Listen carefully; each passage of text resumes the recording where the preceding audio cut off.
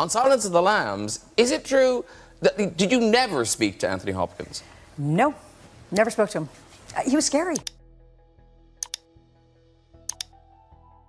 He wasn't going to penetrate her by being a monster in the literal way. He had to find out what it is about this particular woman.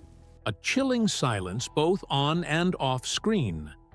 Was the terror real? That's the question fans have asked for decades about The Silence of the Lambs, the psychological thriller that forever changed cinema. Few knew that Jodie Foster and Anthony Hopkins barely exchanged a word during filming, and haven't since.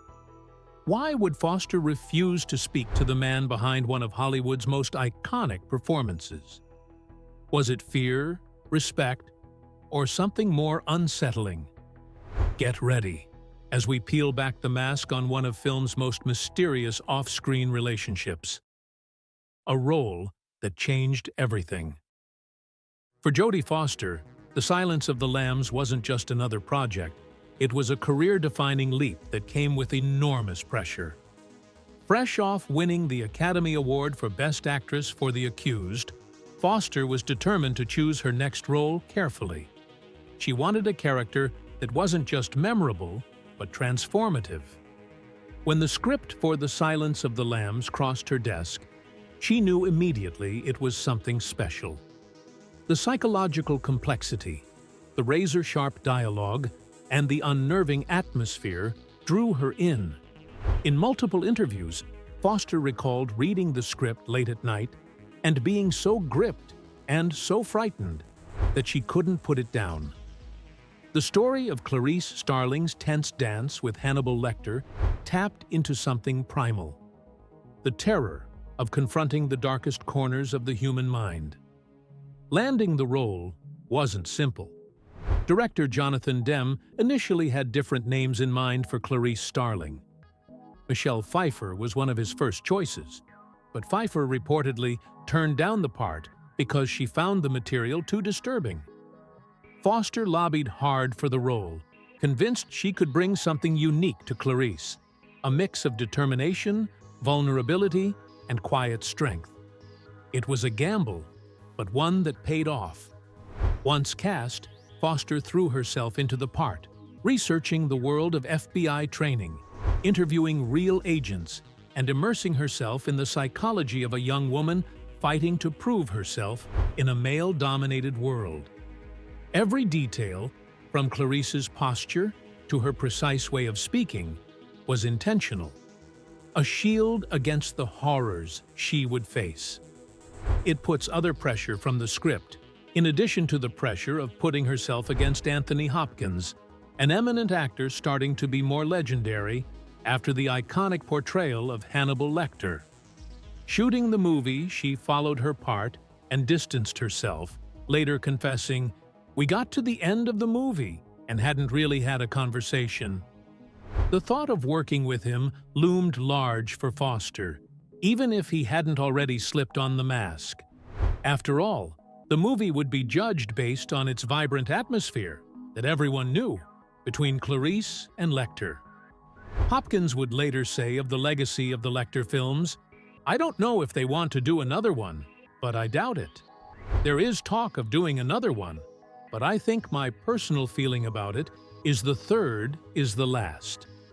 The only kind of horror that could possibly creep into the movie is psychological. It cannot be gore or violence, for it is all in the head, and so is the chess match between Clarice and Hannibal.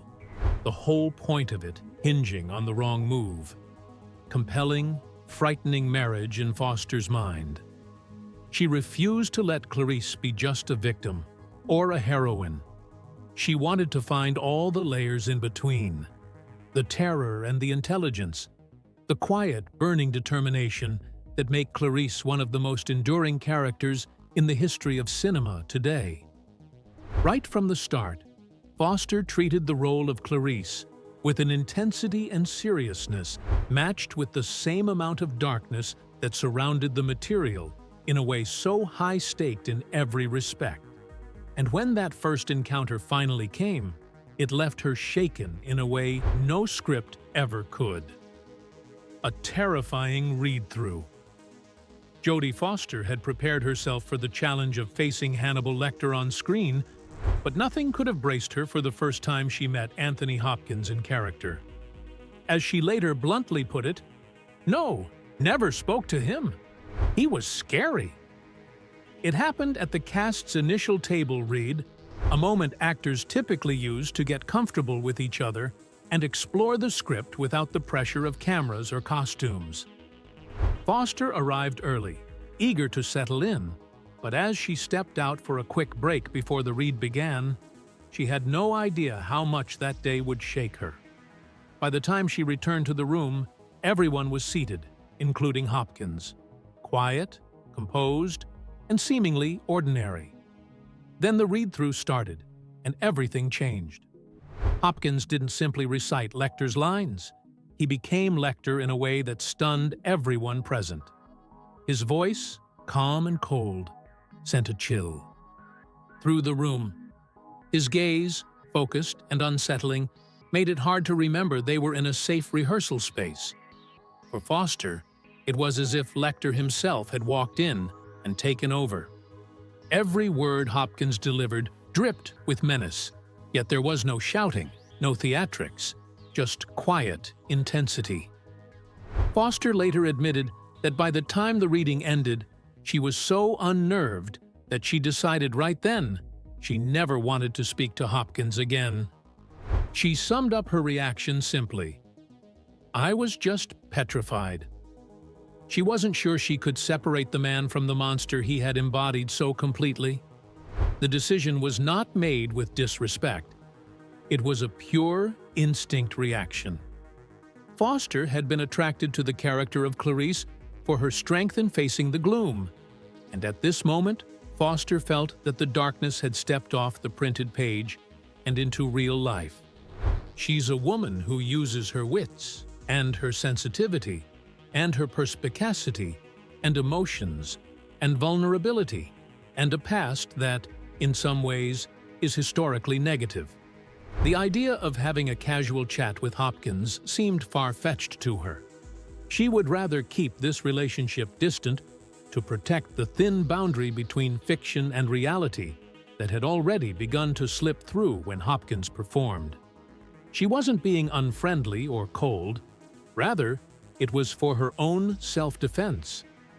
Foster knew that to survive the rigorous shooting experience awaiting her, she would have to keep emotional distance for her own protection. Ever since that day, the atmosphere on set had reflected that invisible wall.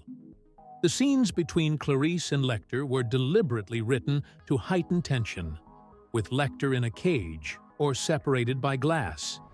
These physical barriers mirrored the emotional ones that Foster herself had kept up. Sir Anthony Hopkins was very careful that he gave Foster the distance she needed.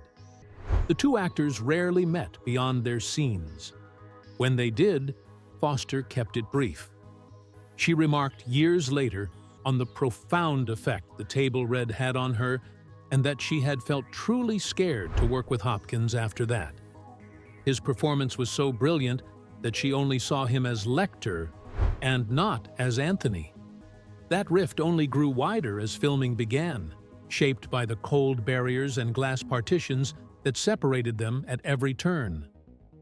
Filming in isolation.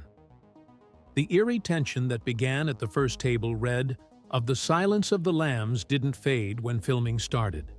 It only grew stronger. Much of that was due to the physical setup of the scenes between Clarice Starling and Hannibal Lecter. The glass walls of Lecter's cell weren't just props or set pieces. They became barriers that mirrored the emotional distance between Jodie Foster and Anthony Hopkins. Throughout the shoot, Foster and Hopkins were often kept apart, not just by design of the story, but by the structure of the set itself. Hopkins spent most of his time either locked inside Lecter's infamous cell or positioned behind partitions that physically separated him from Foster. This wasn't just a production choice. It became a vital part of maintaining the film's chilling atmosphere. This separation, in fact, made director Jonathan Demme make a new kind of visual style that increased the discomfort. While in most scenes, audiences had to witness Hopkins and Foster talking to one another, Demme had them deliver lines instead directly into the camera lens. This would create the disturbing effect of intimacy for them without viewers knowing, raising Lecter's gaze as though it were penetrating through the screen, and, at the same time, enhancing the sense of isolation experienced by Clarice. For Foster, therefore, during a number of her most searing scenes, she wasn't looking directly at Hopkins. She recounted later just how strange this was, how, in some key moments, she would not be reacting to his actual eyes or expressions, but to the camera, with Hopkins just out of her line of sight. The length of the takes only added to the strange dynamics. It was a film with long and continuous dialogue scenes between Clarice and Lecter, scenes forcing both actors to remain fully submerged in their roles. Hopkins was locked up at the beginning of the day, inside the cell, for that take or that scene, and inasmuch for practical advantage, the effect it produced. Foster, on the other side of the glass, felt that separation acutely. It reinforced the silent wall she'd chosen to keep between herself and Hopkins in private. There were no casual conversations between takes, no laughter to relieve the tension. Every look, every word, every pause remained thick with the tension their characters were experiencing. Foster recalled in interviews that she had tried to minimize unnecessary interaction, consciously, even off-camera. She didn't. Share the halls with him, avoided him at lunch, and didn't engage in small talk between shots. Conversely, Hopkins stayed largely in Lecter's cold character and made himself inaccessible off-camera like he was on. This led to an emotionally draining atmosphere, but one that produced results. The glass walls were not just a decor. They provided an invisible barrier for Foster to truly immerse herself in Clarice's mindset and keep alive her fear and determination with each take. It was this intense, isolated working approach that gave a feeling of genuineness to some of the most memorable scenes in the movie. The audience could literally feel the claustrophobic tension, the idea that Clarice and Lecter existed within two worlds about to collide in dangerous, fleeting moments. Foster later captured the emotional strain of those scenes, particularly as the shooting progressed. Isolation increased. Through it all, however, she and Hopkins maintained that silent agreement to keep their distance for the good of the film and their sanity. A simple, quiet encounter would break months of silence in a way that stayed with them for years to come. A confession over tuna. After months of filming steeped in tension and silence, the final day of shooting on The Silence of the Lambs arrived. The cast and crew felt the weight of what they had accomplished, the creation of a dark, unforgettable masterpiece. But for Jodie Foster, there was another layer of emotion. She had spent the entire production keeping her distance from Anthony Hopkins, maintaining an invisible wall that mirrored Clarice Starling's own wary boundaries with Hannibal Lecter. Most of the time, when he's delivering his lines, he's not looking at me. He's looking directly at the camera, and I'm somewhere behind there where he can't see. Every day on set had been an exercise in discipline, focusing on the work, avoiding unnecessary interaction, and preserving the fragile psychological space she needed to stay grounded in the role. And now, as the last scene wrapped and the end was in sight, Foster found herself unexpectedly vulnerable.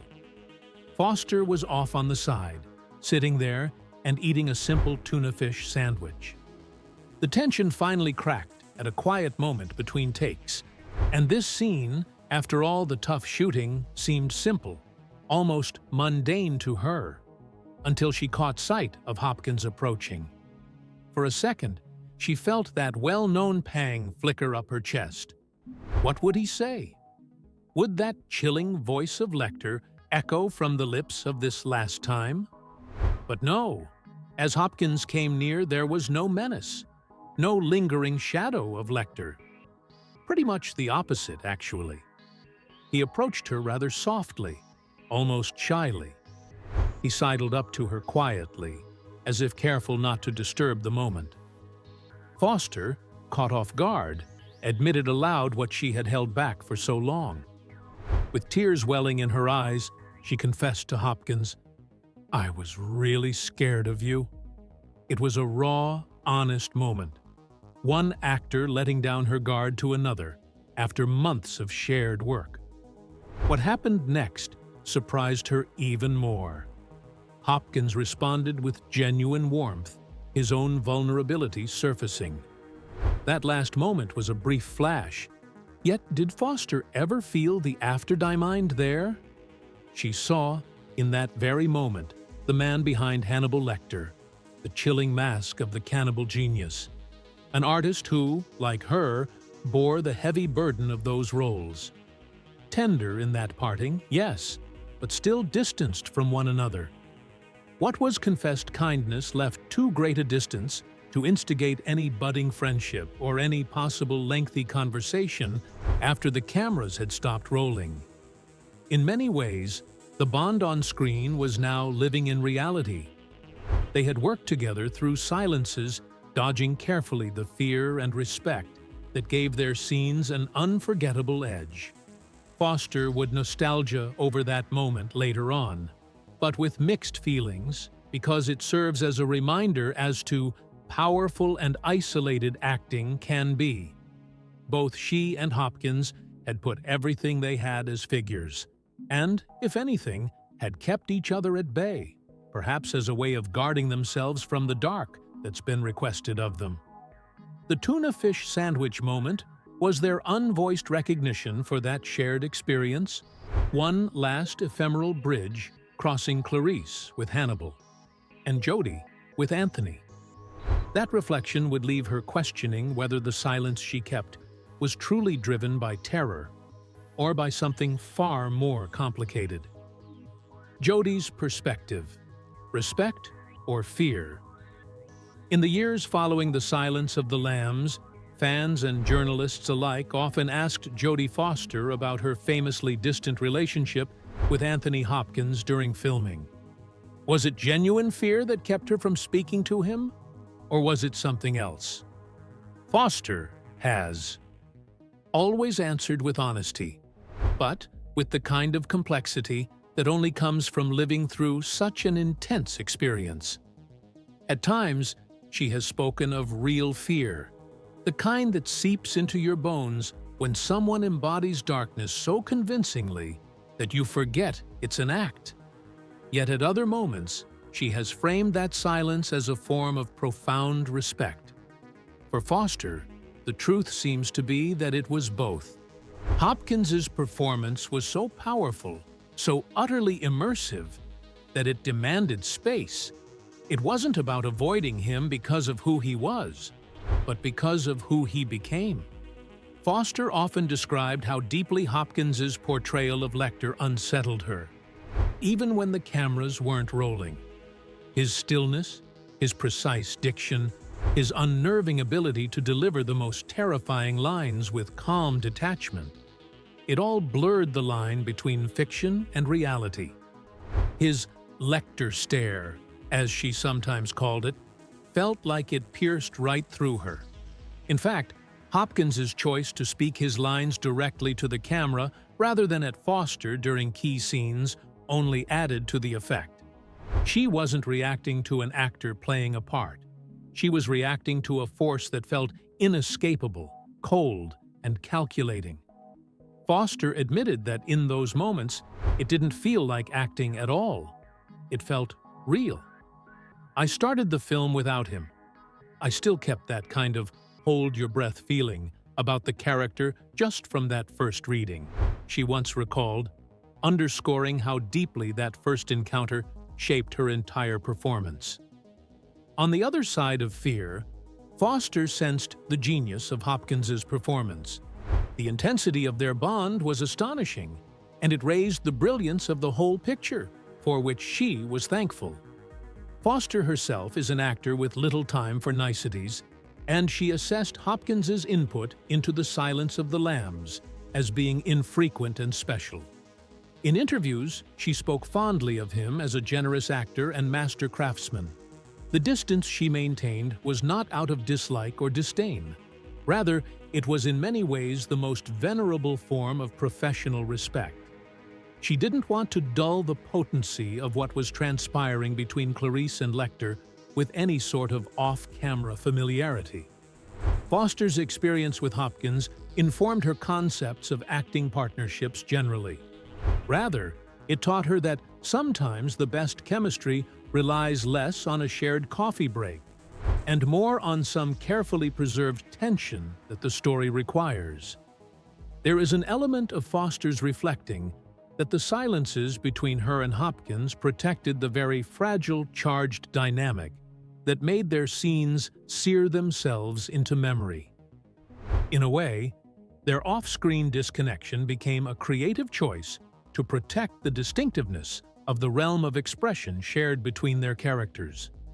And jumping back to that time, she understood that the fear which danced around in her mind was not about Anthony Hopkins, the human. It was much more about the incredible divinity of Anthony Hopkins, the actor. Many have long wondered how Hopkins viewed that same distance, and his own reflections would reveal a surprising truth about the bond they shared in silence. Anthony Hopkins breaks his silence. For years, the story of Jodie Foster's silence toward Anthony Hopkins on the set of The Silence of the Lambs became part of Hollywood legend. Fans imagined Foster shrinking away in fear from the man who so chillingly embodied Hannibal Lecter. But when Anthony Hopkins finally opened up about his side of the experience, a much more nuanced picture emerged, one that revealed his own vulnerability and deep respect for Foster. In interviews, including reflections shared in outlets like IMDb News, Hopkins described how he too felt a profound sense of unease during filming, not because of Foster's distance, but because of the intensity of the work they were doing together. Hopkins admitted that stepping into Lecter's skin wasn't something he took lightly. "I don't know what it is that's in my brain. I know what scares people. And I believe that stillness is the key," he explained, revealing the precise control behind his chilling performance. He was aware that the character's calm menace, his quiet cruelty, had to be played with precision or risk slipping into caricature. He stayed deeply focused, often remaining in Lecter's mindset for long stretches to maintain the character's razor-sharp edge. What many didn't realize was that this commitment came at a cost. Hopkins, like Foster, found the process isolating. He later shared that Foster's silence wasn't something he resented. In fact, he understood it completely. He saw it as part of the unspoken pact between them, a way to protect the fragile dynamic that made their scenes so powerful. Somehow, it is strange to say that Hopkins felt almost intimidated by Foster, just as Foster had felt intimidated by him. He spoke highly of her as a mighty, focused, and incredibly professional worker. There was an innate strength in Foster that challenged and awed him. Foster was so rigorous in playing Clarice Starling that, as a personal opinion, Hopkins felt challenged to be at his best. He respected her for her space, given that both were traversing an emotional minefield. Hopkins had commented that the brilliance of their connection arose, in part, from the fact that they both stayed out of each other's way while off-screen. The tension was unforced. It was simply there, simmering beneath the surface. And it was that very tension that lent truth to every exchange between Lecter and Clarice. Hopkins's comments over the years have shown nothing but admiration for Foster. He has praised her intelligence, her courage in taking on such a demanding role, and her ability to hold her own in scenes that required both actors to expose raw, unsettling emotions. But it was an essential part of your nature and your objective, which I thought was stunning. That was extraordinary. The silence that lay between Hopkins and him was not a mark of strained relationship. Rather, it testifies how seriously both worked at their craft. And when the cameras weren't rolling, he would expect that distance to transform into the old-fashioned warmth of friendship. The bond that was enough for him was forged by the work itself. Indeed, Hopkins has gone on to muse over the unique relationship of his working partner and himself as having shaped the enduring legacy of The Silence of the Lambs. Decidedly, the maddening psychological unease, a feeling of claustrophobia and dread, was, in many ways, produced by the actual separation between its two stars. Neither Foster nor Hopkins had to fake the disquiet or the intensity. The distance was created naturally out of the real separation between those two characters. And while there have been fans who have long speculated as to what could have been happening had they become close friends during shooting, both actors have made it clear: silence served the story. Hopkins also reflected on how the experience reshaped his understanding of collaboration. He noted that working opposite someone as focused as Foster challenged him to explore deeper layers of Lecter's stillness and menace. Rather than relying on dialogue or rehearsed chemistry, he had to let the space between them carry the weight of their connection. That space, he realized, became its own character, an invisible presence that shaped every scene they shared. Hopkins often spoke of the film as a rare example of how two actors with minimal personal interaction could create a relationship on screen that felt hauntingly intimate, simply by trusting the power of the story and their mutual commitment to it. He credited Foster's unwavering intensity with helping him refine his own restraint, forcing him to communicate volumes with the smallest gestures. It was a kind of artistic tension neither had planned, but both instinctively respected. In the end, it proved that true collaboration doesn't always need closeness. Sometimes distance speaks louder. The strange, silent bond they forged would leave a mark that neither awards nor interviews could fully capture. A legacy that still echoes through film history today. Legacy of a haunting partnership. The eerie, unspoken bond between Jodie Foster and Anthony Hopkins on The Silence of the Lambs didn't end when the cameras stopped rolling. Instead, it became a defining part of the film's legacy, one that fans, critics, and filmmakers continue to study and admire. The authentic tension between Clarice Starling and Hannibal Lecter wasn't manufactured through clever editing or exaggerated performances. It was born from the genuine distance and quiet discomfort between the two stars. The result? A dynamic so compelling that it helped propel the film to cinematic immortality. The Silence of the Lambs wasn't just a box office hit. It swept the Oscars, winning Best Picture, Best Director, Best Actor, Best Actress, and Best Adapted Screenplay. Their haunting partnership was at the heart of that achievement. What's remarkable is how this off-screen dynamic has continued to shape the narrative around the film. Whenever Foster or Hopkins reflects on their experience, they speak of that silence not as a failure to connect, but as a crucial element of their creative process. Foster has often said that the quiet distance helped her stay in Clarice's headspace, preserving the fragile, uneasy balance between strength and vulnerability that defined her character. Hopkins, for his part, has expressed that their lack of small talk and social interaction allowed both actors to fully inhabit the psychological terrain of the story. In interviews decades later, they both acknowledged that the distance wasn't personal, it was professional, and it served the film in ways they couldn't have anticipated at the time. Never coming back to unite for another venture has only added to the aura.